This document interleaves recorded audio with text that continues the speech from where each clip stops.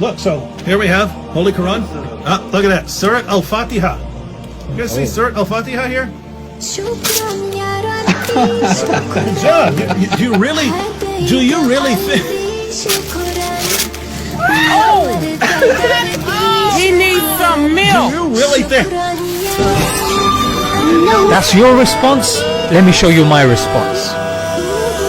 I've got a Bible too. Yeah, let's go to the first chapter. You went to the first chapter. Genesis. Yeah, you ready now? You ready? Huh?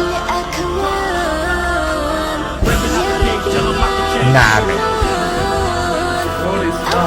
We don't do that.